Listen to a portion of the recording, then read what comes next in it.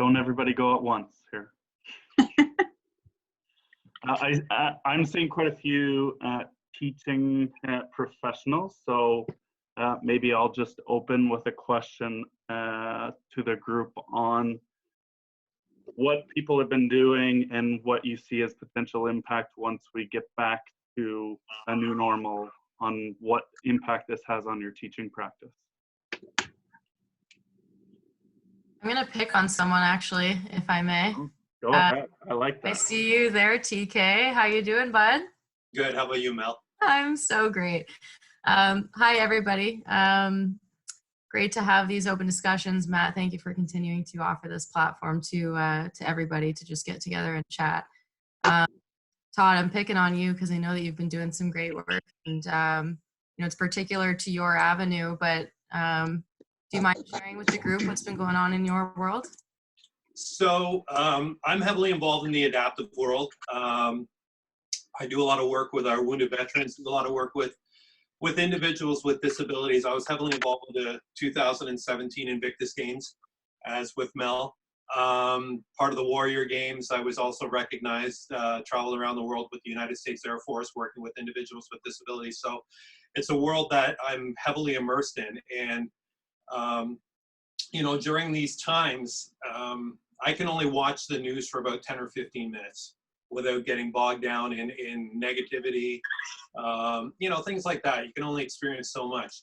So what I ended up doing was I started doing, my name's Todd Kierstead, so I started doing something called TK Talks, which is stories of inspiration both on and off the golf course. And I've been pulling individuals from all over the world who have unique stories, have utilized the game of golf as part of their rehabilitation, and shared their stories from what's happened before to what happened during, if it happened to be an accident, and how they use the game of golf, as I said, in their rehabilitative journey. It's something that I'm doing to pass the time, but it's also something to keep relevant. I think with us being most of us being independent contractors, we've got to be very, very creative in what we're doing during these times to stay relevant. So with these, I don't know if you want to call them podcasts, but interviews, they've been picked up from individuals around the world. I've been asked to now over the last week to be on boards. I just got invited by a near and dear friend of mine. His name is Colonel Harbob. He served 41 years in the U.S. Army. He headed up something called SOCOM, which is the U.S. Special Forces operations. He just retired. Now he's just putting together a foundation working with U.S. military. So by doing these talks, it's opening up individuals that I might not have had the opportunity to A, meet, but B, to share their platform, and it's turning into now things that I've never imagined. So I think with us being independent contractors, as I said, we got to try and be as creative as possible. And the ones that are creative are the ones that are going to succeed when this pandemic does finish and we're able to get back to are going to be a new normal, but somewhat back to our normal lives.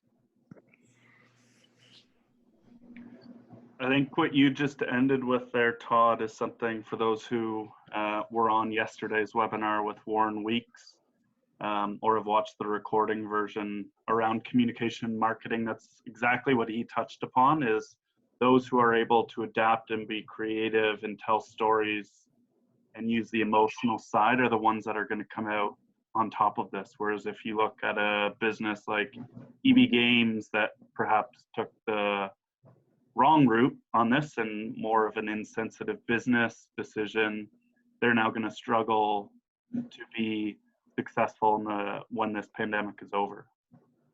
Right. So that's Mel, is that kind of what you're looking for? Yeah, man, just good to hear what's going on. It's I love what you're doing. I'm happy to be following it, and I think you're setting a great example for stepping up in a time where we all need to sort of change our approach a little bit. It's like Matt said, I had the opportunity to listen to Warren Weeks yesterday, and it was really cool to just kind of get a different take on a different take on everything that we're doing, right? Like just freshening up the message that we're sending, making sure that we're remaining sensitive to what's going on and the changing and adaptability that we need to have, but also, you know, how can we engage with our members that isn't just, you know, Warren's message was everything that he sees now is prefaced with, you know, we're here for you in these challenging times, and we're here for you in these unprecedented times and these dark days and these heavy clouds. And it's like everyone's so focused on the struggle, and it's just become a common message, so much so that it's just drowning out the good initiatives that people are doing. He says, you know, you're starting to get email blasts from these companies that, you know, even like your cable provider, for example, saying, you know, hey, we're here for you during these times. And then they'll just slap a random message on just to get an announcement out to you that has nothing to do with what's going on right now, or nothing to do with the way that they're actually offering support. So anyway, all of this was to say, I love that you're, you know, looking at things differently. You've always been pretty present on social media, and I just love the message that you're sharing. So thank you for sharing with the group. Well, thanks for the support from the PGA. Maybe let's just pick up on that discussion. Anybody else who either was on yesterday's webinar with Warren or are considering ways of communicating with your stakeholders, with your members, the public in general, anything that anybody's been seeing or doing differently there?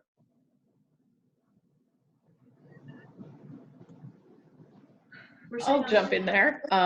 We actually had been doing a food bank drive here in town. It was kind of at the same time as all of the PGA donation stuff was going on.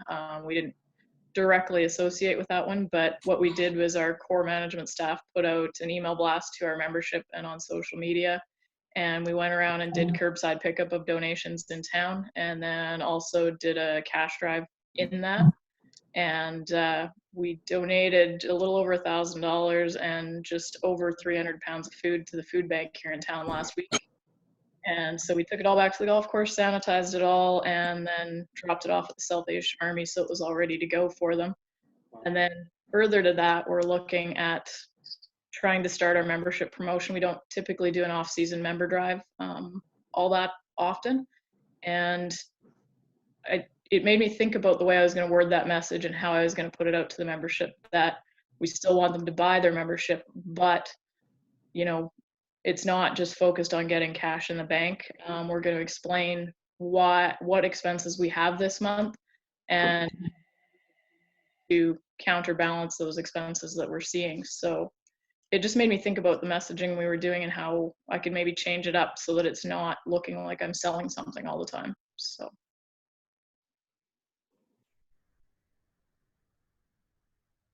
Yeah, I love that, Deb. Thanks for sharing.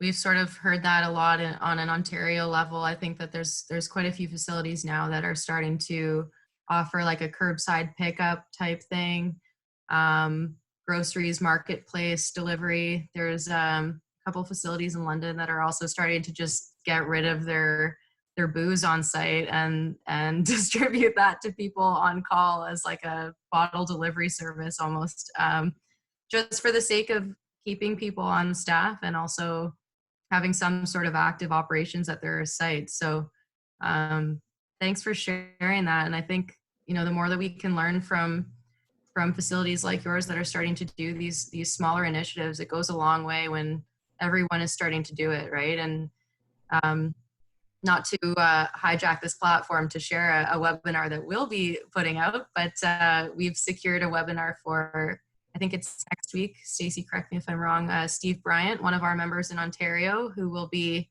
hosting a webinar through our platform, through Zoom as well, open to any and all of you that are interested. And it's just for him to share how he's been able to convert his golf shop into an online model. And similar to what you're doing, Deb, and what a lot of you are likely doing at your own facilities, just finding ways to stay relevant and to still have something to offer when you're not trying to push the selling message, but also, you know, you really do need to be selling, right? So It's just sort of a gentle way of offering services and maintain operations. A question for the operators on the call is, are you taking advantage, utilizing the new Canadian or the government's wage subsidy program? If so, or if not, would some information on how to use that and the ins and outs of that be beneficial for you?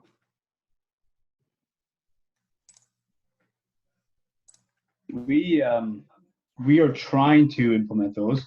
We're still getting flack from the government on how to use that 75% subsidy for now. We still don't understand how it works. I have my bookkeeper, my office managers, everyone on this, and we're still trying to figure out how this is working out. So Eric, I was on the reason I ask is I was on a webinar this morning just to learn more myself with a law firm. So I guess my question is, would it be beneficial, at least I know this is a small group, but would it be beneficial to do a webinar on how the program works and how you could utilize it as operators? I know I would. I follow everything you do, Matt, so absolutely. And I mean, I also own, not per se, but my wife owns a dance studio. So everything I do kind of flows into what she does, obviously, because one-on-one training there too. So like, I appreciate everyone's input on everything. And Melanie, thank you again for the video from London that I missed. But also in St. Mary's, we're also doing the alcohol, wine delivery also. I mean, we're such a small community that, yeah, people are using these. No more there. Like it's our restaurant's booming, but I mean, besides that, nothing else we can do out there really. But on the other hand, yesterday we were talking about interacting with our members, and what I've been doing a little bit more is interacting with the junior members that we have. So we interact with the members, and then I ask to speak to the kids, and I have 80 some odd junior members that come to my clinics. So I interact with each and every one of them. I try, anyways. It's day 12, I think it is. I do 5 a day. And then they do this little Zoom thing with me once a week, so it's a lot of fun. And I get my wife involved because she's a dance teacher, so she has a lot of fun with kids also. So just something we're doing instead of just my members, we also interact with our juniors. I think that's the future of golf, and I need to keep them positive. I mean, they can't get out of the house. Deb, I saw your head shaking on the wage subsidy. Would that be beneficial on how to use that? Yeah, absolutely. That's part of the reason why we were looking at kind of doing a membership push right now. Is we know we're well under the our total revenues from last year. We have a long way to go to even start worrying about not hitting that 30% decrease thing. So what I'm concerned about, I'm in Manitoba, for those of you that don't know, and our numbers are pretty low. So there is some cautious optimism that right now we're mandated shut till the 28th of April, but there is some potential that we might be able to start opening up after that. Mm-hmm. And what I'm concerned about is all of our membership revenue will then get pushed into May and push our May revenues up, and we won't be eligible for the wage subsidy for May if the numbers all end up in one big lump. So right. We're trying to juggle the numbers so that we can maximize our wage subsidy in that program. We do have the advantage, I guess, too. The Manitoba government, one of the programs they've just put out is they've hired a call center company that's going to directly work with businesses to navigate them through the system for applying for all of the benefits. So it's just a new announcement, I think 2 days ago. So I'm not sure how it'll work, but any information we can get on how to navigate any of that would be great in my books. Okay. I'll just ask one more. Rich, would that be beneficial? Yeah, no question, Matt. I was on a call with the CSCM earlier this afternoon, and I've been doing a weekly one with them as well. And there was about 85 general managers from across the country. And I think just about everybody on that call has gone through the process of applying for the 75% wage subsidy, and not a single one has actually received the subsidy today. So if there's a way to streamline that process and give us a better understanding on how to navigate through that to get it implemented sooner than later, I think it would be tremendous value to anybody. The 10% one has been easy. We got that up and running as soon as it was offered, and it just comes directly off payroll. So that one was simple and easy to execute. but for whatever reason, this 75% wage subsidy, which is obviously significant and goes a long way for keeping staff employed, has been the one that's a little bit more challenging to navigate. So any type of streamlined information would be helpful. Right. Okay. Kyle, are you open?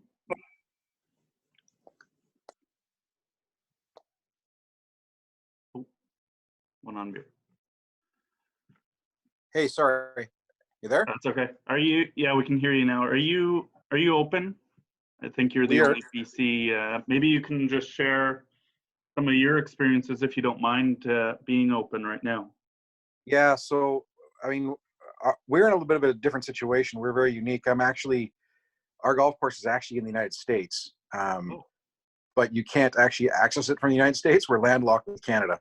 So all of our associations are with Canada, with PGA, with Golf Canada, everything.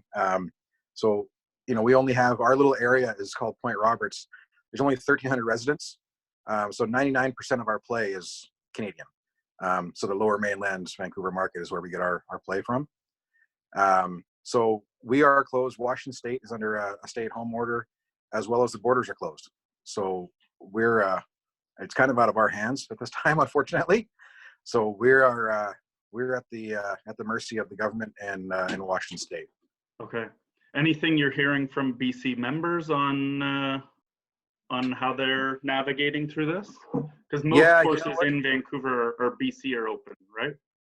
Yeah, most of them did close down for a little bit, and most of them now are reopening, taking strict protocols for safety and whatnot. And most of them are either open now or are planning to open by the end of the month. Mm-hmm. So I know the golfing public out here is very appreciative of that, and I guess time will tell and see how it goes. But I guess last week there's probably 6 or 7 golf courses that were already up and running, and their tee sheets were full. I mean, obviously, out of the 40 in the lower mainland, 6 or 7 were open, so tee sheets were full. But now almost all of them are going to be open by the end of the month. It looks like even the privates are opening up now.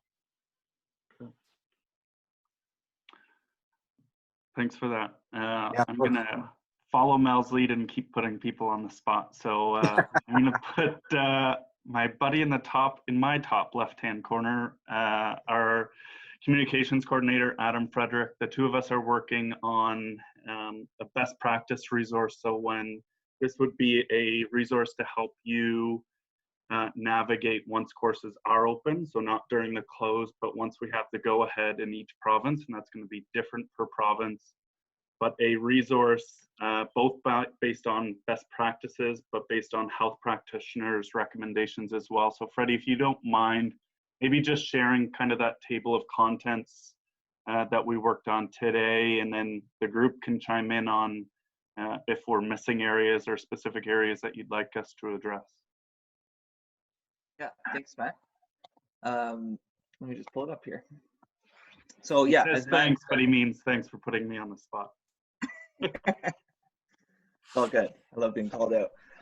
So yeah, as Matt alluded to, we're sort of working on a universal playbook, if you will, that has the credibility of sort of health professionals and workplace safety professionals behind it, but it's also relatable to our industry. So to give you an idea of the high level buckets we're kind of looking at,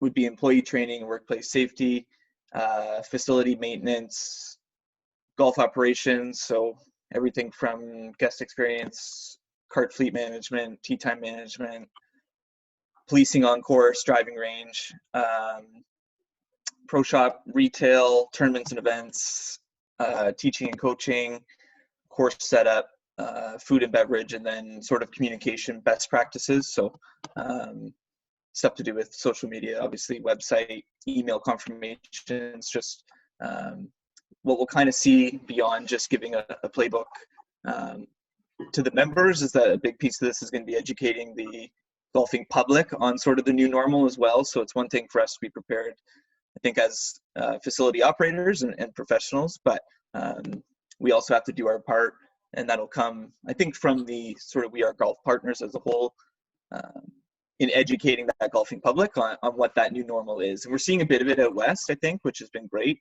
I've kind of seen different ways they're going about that through social media and like on-course signage and stuff like that. But Matt and I are going to try and pull everything together and create basically one big document. So if you have any feedback or suggestions, shoot us a message. I just have a quick question I'll toss in there if you don't mind. Yeah. Just curious, obviously we've got people in different parts of the country and some courses that were open and have closed and are now reopening on the West Coast like we were talking about before. I'd be curious to know what people are doing around member events. I know that'll obviously some PGA of Ontario staff on here and PGA of Canada staff, but curious in terms of member events once we get opening, in terms of what we're going to be able to do. If it's one cart to one member, or we have to limit it to 72 people in a member event. Just trying to figure out how to execute some of those events and wondering if there's some other best practices or what others are doing that are kind of further along in this process than we are here in Ontario. I can share what some of the lobbying efforts have been for certain provinces that have been working with their provincial government has been to confirm it'd be one golfer per cart. I think that's part of the lobbying and the negotiations with the government to show that golf could be and should be one of the next waves after essential businesses that should be opened.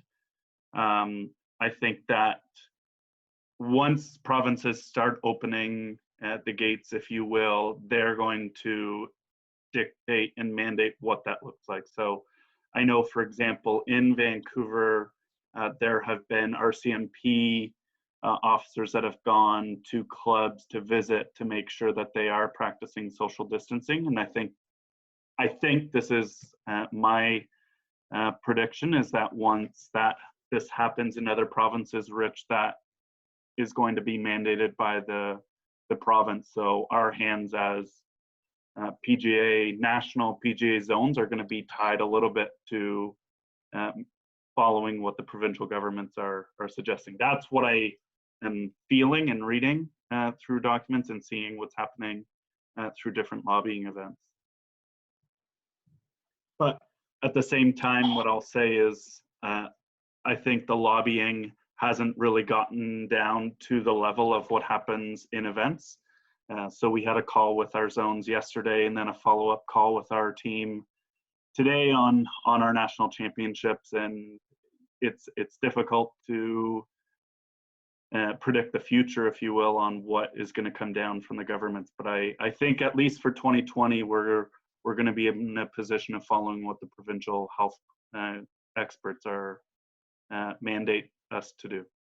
I think. Probably didn't answer your question. Mel, do you have anything to add in there? I know you've been on. I'm trying to hide here. All right, pick on me. That's okay. I can take it.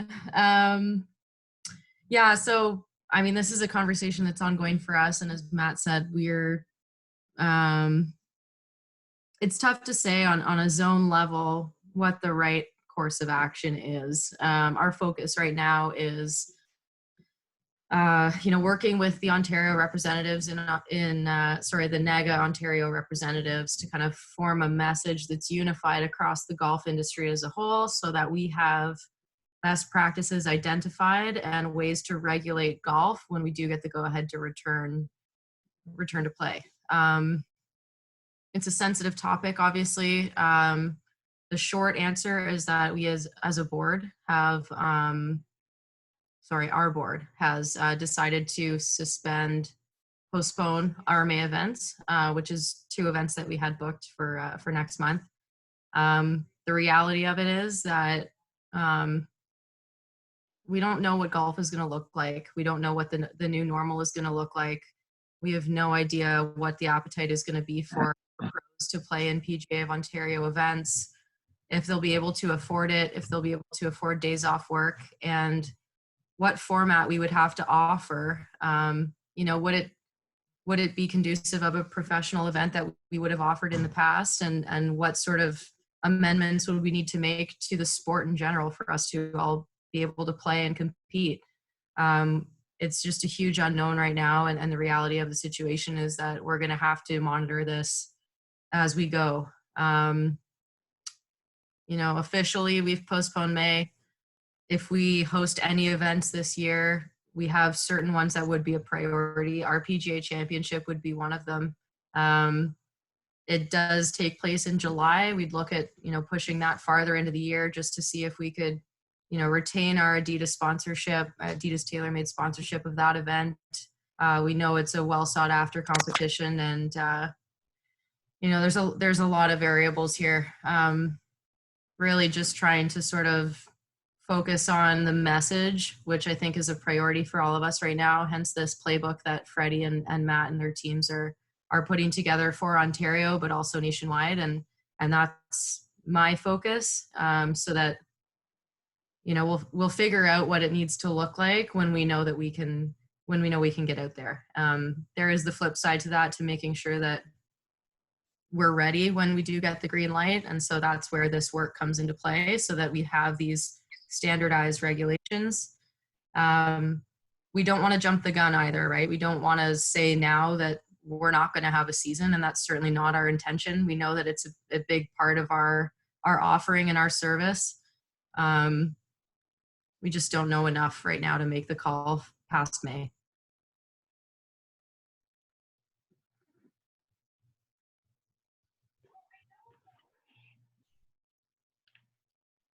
Any other areas from that playbook, and kind of the main areas that we've established so far that you, again, I'm seeing more teaching pros on this one than we've had on others. So, you know, how does this impact teaching? That's probably one area that we haven't dug deep into a lot of it, but I think it's the one area that we're struggling with probably the most.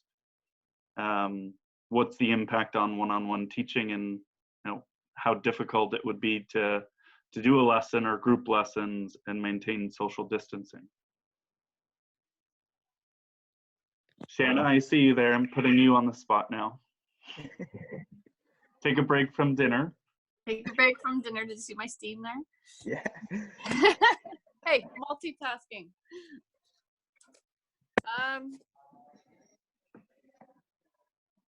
I've been thinking about it a lot. I don't do a lot of big groups anyway, so I think personally I can kind of come up with ways that I could maintain social distancing with a small group of maybe up to 4.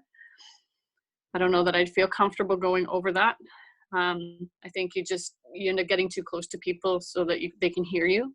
As far as one-on-one goes, you know, I was just picturing a very well laid out instruction area with, you know, whether it's ropes, or I think part of it too is just getting used to it, you know, being so used to maybe stepping in and having to remind yourself not to. So, you know, different ways to remind yourself, no, I can't go over there, kind of thing. So maybe it is a rope or a raised area to limit that kind of knee-jerk reaction to move in. But I think, you know, especially being outside, indoor, I think it can be done too if you're careful. It's just going to take a lot more kind of cleaning. There's just more surfaces indoor. It's kind of what I was doing before the state of emergency came in, you know, making sure that I gave myself a good half hour in between clients to give the studio a good cleaning. And then as I was greeting people and bringing them in, obviously telling them that, you know, it's okay, things have just been freshly wiped down all the way down to the doorknob and things like that, just to help them with their comfort level. Does that answer your question? Yep. Yeah, so I think it's possible. I think it just, like everything else, it's just going to have to be well thought out, obviously careful. And I think the other big thing is reviewed. You know, things that we think might work, maybe after trying them out, maybe we realize that they don't work as well or as easily as we had hoped they would. And we might, you know, have to realize that we have to be able to change things on the fly. You just set a point that I want to pick up around cleaning in between lessons. And at least today, the last 2 days, when you turn on the news, And I agree with Todd. I try to limit my news intake, but it looks like in many parts of the country that the peak is being reached and that we might be at that plateau. So things could start looking optimistic. So just wanted to pick up on what you said there, Shana, around new practices and policies, and if anybody has started to think about implications on staff training, workplace safety, and new procedures that you're going to have to implement. Not have to, but maybe have to, once courses start opening. If anybody has started to think about the impact on your staff and your team and health of your facility.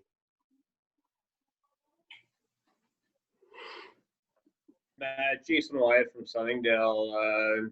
Just to add to that, Tisha, we're looking at human resources putting together health and safety training for on virtual platforms, having them do all that training, whether it's WMIS, so on and so forth, through a private YouTube channel, which will help when the time does come that we get the green light from the government to open up our facilities. I think at that point, you surround the next part, which is the actual day-to-day job and how we do that. And I think we're fortunate enough to have a lot of staff back or wanting to come back. I think there's going to be a reduced number of people that need to be trained. But again, depending upon what the government allows us to do with regards to the services we offer, we might not need to train anybody. So we might not be doing a whole lot out there when it comes to backshop services. How are you going to operate your power cart fleet, pull carts, so on and so forth. So I like the idea that we had going forward with regards to a virtual option for our staff. And we're looking at even from an internal health operations standpoint of potentially setting up some videos so that our staff can sign off and see how a job is actually being handled or being done once we have those directives from the government. But I think anything virtually that you can get out in advance, I think is a great opportunity because once we open, it's going to be fast and furious. That's great. Jason just nailed kind of why we do these calls. Is hopefully you took that out as a great nugget. Anybody else doing training, or how are you communicating with your staff currently? What's your plan that way? I just actually posted a new resource that we posted today or launched today, again, around staff training and areas to consider as you start to open. But anybody else doing stuff with their staff? I can chime in on that one. It's one I've been looking at for a while and brought up, I think, in one of the previous calls. There's a platform we use, which would be helpful to most here if you don't already use it, called HR Downloads. It essentially replaces having an HR staff with everything that's digital. So they have the ability to do all the training. Everything's pretty much already there, which makes life very simple to push out to the staff so they can do it remotely online ahead of time. And I believe this is what we're actually looking in today after our management meeting, that you can actually create your own content and push it out through there as well. So if you wanted to have, Jason, if you want to do a cart training video, you can still put it on HR Downloads to push it up to your staff the same way. And then they've got a great system where it tracks who's done what, so you can continue to follow up, because obviously, inevitably, not all staff get through stuff as they're supposed to by the timelines they're supposed to. So it's a great way to track who's done what, who hasn't, get it done by the right time. And a lot of the legwork's already completed. So it's one that's worth looking into if you don't use the platform already. HR Downloads? HR Downloads, yeah. It's there's a group right through with the CSCM. I'm sure the PGA could probably piggyback off that as well. Yeah. It makes things very simple from an HR standpoint, especially for smaller clubs who don't have an HR department like us. Yeah. Where I become HR and I don't know very much. So always defer to the experts, and they've got all the templates, whether it be from termination letters to contract, just about anything from an HR standpoint. Even my sister-in-law, who is an HR specialist, uses the platform for her job. So that kind of speaks to the level of quality that it has. So I highly recommend it from a training standpoint, and even just from deferring for expert opinions. That's great. I'm going to look into that. Thank you. Thanks, Isaac.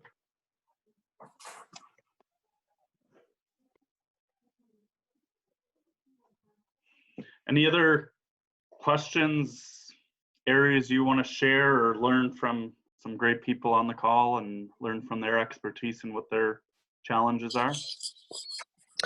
Yeah, guys, I just want to chime in with a quick question here. My name's Cameron. I'm relatively new to the PGA of Canada, so still working towards my Class A. Unfortunately, right now I've been laid off, as I'm sure many other people are. Just wondering, I know a lot of you probably have a lot of associate professionals working towards their Class A as well. What kind of stuff are you sharing with them in order to, try and work towards your Class A in times like this? I know with the PGA of Canada, it's kind of hard to go through all of your training and stuff when you don't have an income. So I'm just kind of wondering what everyone's doing there to help their professionals. I'm just going to chime in with two quick things before somebody, I'd love to hear what some of the Class A's have to say on this. We are literally, by the hour, should have something integrated on our website within the training academy where you can defer payments for any of your Class A requirements. So you can either pay in full or you can defer payment until December 1st. So as you can imagine, building that out on a website from scratch, it took a little more time than we wanted, but it should be launched later today, if not in the morning. So that's one thing that we will be introducing, is that deferred payment option. The second thing that I would recommend is we have a mentorship where apprentices can get the most amount of credits that we offer within the training academy, which is 3.5 credits to go through a mentorship with. You can do it with your head pro at your facility or anybody on this.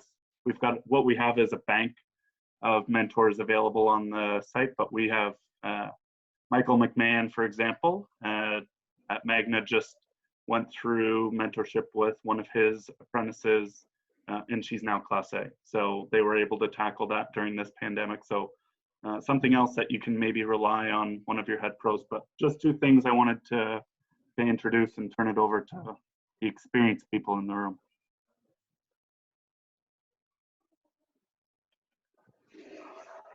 Well done, Matt. I think that's great foresight, great thinking of your group to get that together, because it is difficult in these times. We're very fortunate, obviously, just to give you an idea what we do with our Class A's. They do have within their contracts still an educational portion, which we're very fortunate to be able to do that, to allow them to continue their education.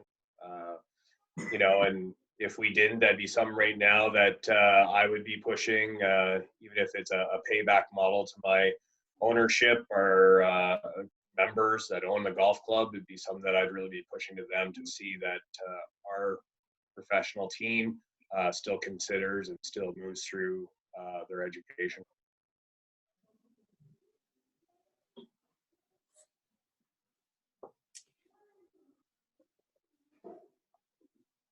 Pick on Adam Tobin. He's never this quiet. That's who I was just gonna call out.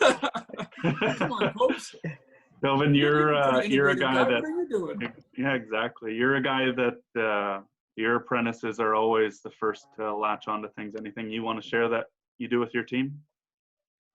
Yeah, thanks, guys. Appreciate you putting me on the spot here. Cam, I love the beard, by the way. It's looking good. Yeah, a couple of things. I've got about five assistants here now. So yeah, I'm just trying to keep him busy during this time. So for example, Tyler, he's one of my newest associates. He was pretty excited to get started the works. I feel terrible for him, but we're just keeping him busy. I'm introducing him to it's kind of my own mentorship program, but introducing him to a number of pros around the country. And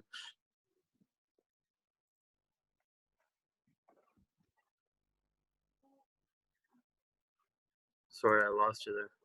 Maybe that's why you've been quiet. Yeah. You guys hear me? Yeah. Hello? We can hear you now. No, we can't. You hear me now? Yep. Okay. I'm not sure what everyone caught there, but what was the last thing you guys heard of me? You were talking about Tyler Cameron and your mentorship with him. You guys hear me? No. Well, anybody else, maybe we'll let you reconnect to your internet, but anybody else that's been doing anything to support apprentices through this? Or anything that that we can do. One thing, if you haven't already received a call, our national board, national staff, and zone staff and board are committing to calling all 3,500 members to get a lay of what we can be doing. And as you can imagine, 3,500 calls is daunting, but we really do want to know what you need from us, how we can help. And that's where, you know, that deferred payment, we want to understand what we need to do to help the industry and help each of you. And apprentices are certainly one of those areas that we need to prioritize and help through these times.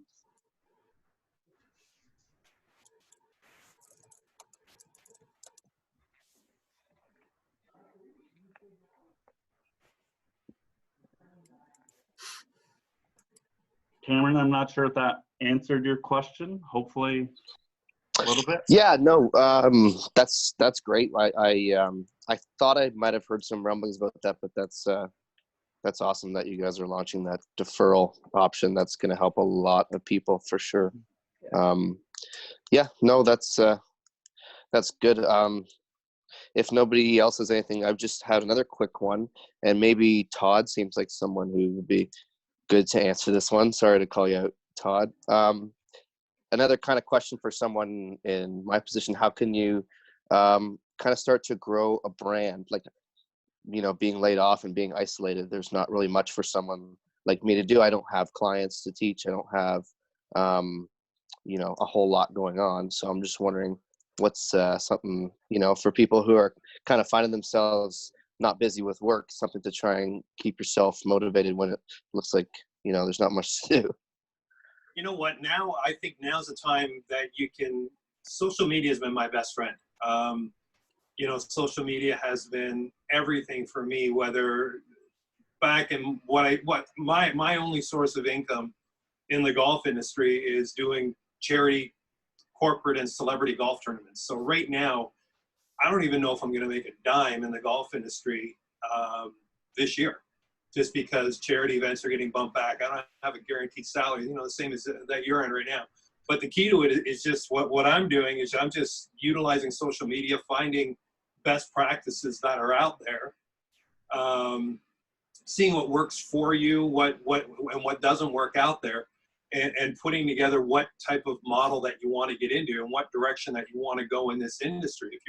If your focus is on teaching, if your focus is on being a head professional, if your focus on being a GM, you know, now's the time for in this dormant stage that you're personally in, is to reach out to anybody in those fields that are specialties in those fields and start picking their brain and start building a game plan for yourself when things do get back to normal. And the easiest way to do it is through social media, really. It's just finding them, searching them out, and seeing what they're doing. And find the path that you want to go on. It might be early in the game to figure out exactly what road you want to go on. But that's what I would recommend right now. Perfect. Thanks, Todd. Yeah, I really like that too, and I was going to suggest social media as well. I don't know. Do you know if you will be going back to your same club? Is that the hope?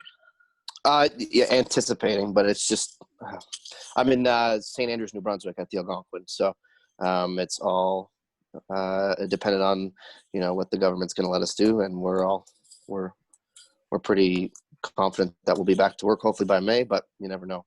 Yeah, so I'm an independent contractor, full-time instructor, so shut right down. So what I did was, in addition to keeping myself up to date with everything that the PGA is doing, is I've volunteered a little bit of my time to help the club out with the social media channels. Again, they don't have, you know, staff has not been able to come back yet. We weren't open yet. but obviously everybody's delayed. So I kind of said to them, you know what, I have a vested interest, obviously, in the success of the club. Is there some small job that I can do from home that would help? And just, making sure that, the people that you want to bring you back show that you're willing to go a little bit above and beyond during some downtime. If you do have extra time that you can volunteer a little bit. I mean, obviously, got to do it within reason, right? Because your time is valuable. But also, do you have any special skills that you can highlight that you can bring to the table that maybe make them, stand up and say, you know what, we need to bring you back as soon as possible because you have, valuable skills that we need. What direction you want to get in, Cam? Are you planning on doing teaching? Have you figured that out yet? I have a passion for just about everything, but I think operations is probably something that I'm the most passionate about. A lot of experience and leading, and so that's kind of the thing that I'm working towards. Unfortunately, with our ownership group at a resort like this, it's kind of when it comes to volunteering and things like that, there's a lot of I guess you could say obstacles legally and stuff, but yeah, definitely working on COVID contingency plans and all that kind of stuff just to keep busy, but yeah, if we don't have to make this whole thing about me, guys, we can. I appreciate it though.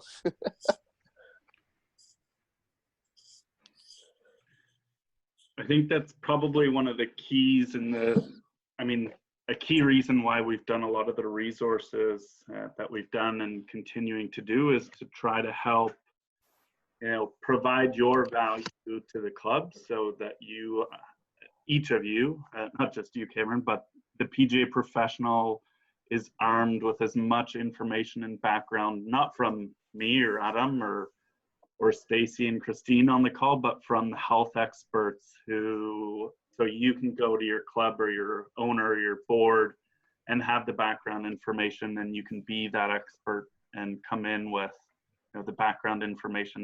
That's our ultimate goal, is through this, and hopefully all the time, but to provide you with the ammunition to be that go-to resource at your club or facility or business.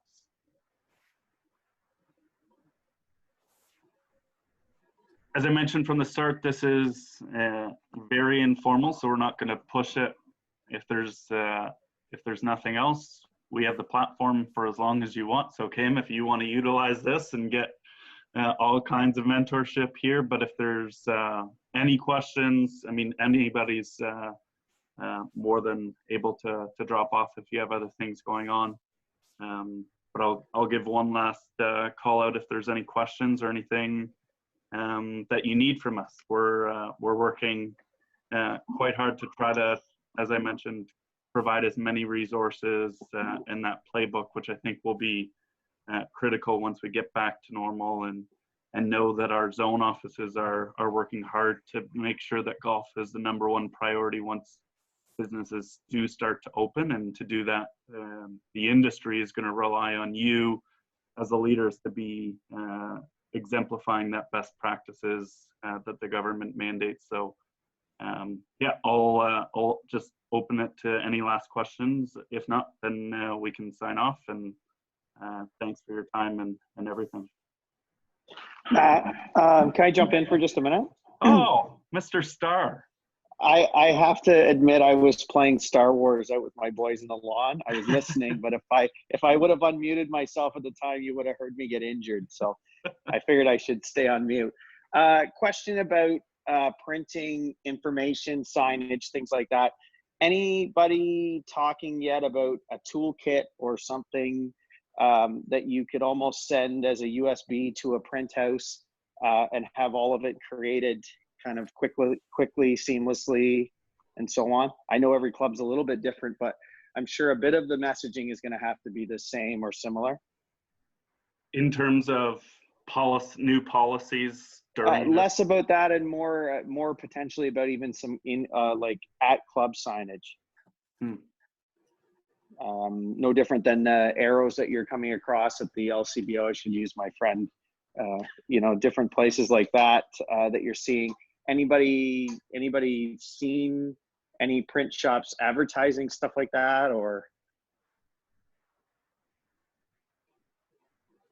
I have not, but I did see a great article today, golf course out to BC Way, and they actually had a picture of the signage as you walked into the club. I thought it was well done. I might still have that article to forward on, but yeah, I agree. If there's like a one-stop shop with everyone has the same message once the government decides which way it should go, it'd be nice that everyone could sort of grab those opportunities and post them around their golf club. I'm pretty sure I saw something from Golf Supply House that had like a COVID-19 list of items that they're offering, including signage and, you know, touchless pins or holes that, you know, the ball pops out if you just hit it with your putter and stuff like that. But I could send over the link to that if you need there.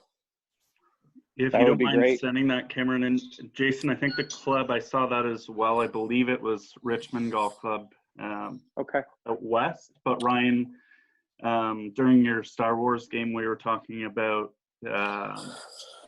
Oh, just so playbook you that- know, I was listening. I just wasn't talking. I'm sure you were. We are working on a playbook and signage. Standardized signage is something that we'll have available as well, so that, you know, there's a standard recommendations that we would put in place. You can then add your club logo onto it, and then we've already partnered with the printing house, which has companies or offices across the country, and you can make individual orders there and customize it to your club logo. You're the man. Perfect. Sorry, Matt, I missed that part. I was on another call, and I apologize. I jumped in on what you had already discussed. Oh, no, that's good. So yeah, that is definitely one thing that will create kind of that standard practice, Ryan, and then it'll be an editable form so that you can customize it to your club or business, whatever that might be. Perfect.